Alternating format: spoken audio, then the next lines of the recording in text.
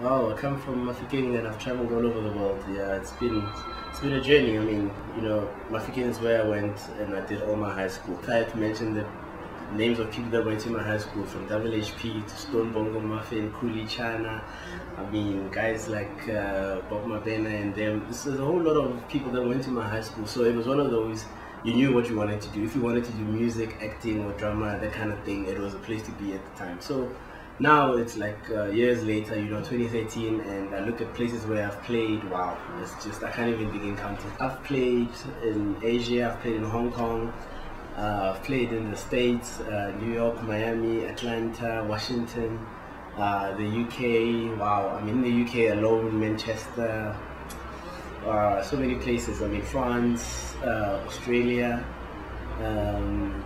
Yeah, it's a whole lot of places. But I think if there's one place I like to conquer, maybe this year and going forward, is Africa. But Africa and house music, there hasn't really been that kind of connection. But I think it's only beginning now. With the advent of these music channels on TV. I mean, people are starting to slowly get exposed to the kind of music that we make.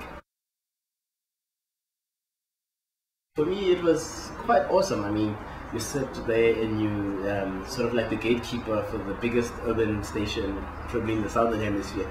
So it gives you a bit of power. So when I was there, it was an amazing experience. I mean, you deal with so many people and having to educate them about music formats and what the station was trying to achieve was not an easy task. But I'm glad that I did that because I think I played a positive role.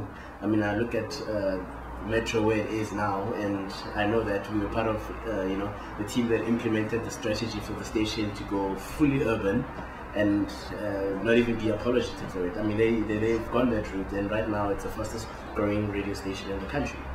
I'm a gadget guy, and there was a time in my life when I wanted to do software development, so I've got a basic understanding of writing code and just playing around with the computer until I get what I want to do. So when iOS came up and the new iPhone and people were building apps, I was like, what, here's an opportunity for me to be the first person in South Africa to actually have an app. So I did a bit of code. I didn't understand it a bit, so I sent it overseas, had some guys help me finish it off, and yeah, so that's how I was the first person, I think first person in the country to actually have his own app. The best place I've ever played, without a doubt, was in Kuala Lumpur in Malaysia. That was an eye-opener for me because I didn't know what to expect. I mean, I got there, I was doing 5 clubs in 5 days, and trying to get to understand the people was something else. I mean, on the 3rd day, I thought I had it figured out, and they've got this weird thing that they do in the clubs. When you're playing a good set, and they really enjoy the crowd, so they buy you a jug, a mug full of beer. So the first time it happened, I was like, okay, why is this guy giving me this thing? And then an hour into my set, here comes the second one. So that was a sign of appreciation from the crowd. And when I finished, there was maybe something like 50 of them surrounding the DJ box, and that's perfectly normal.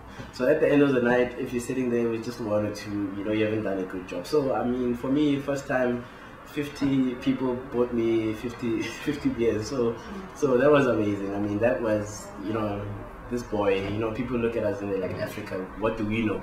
But here I am, so far away, entertaining people and getting my way.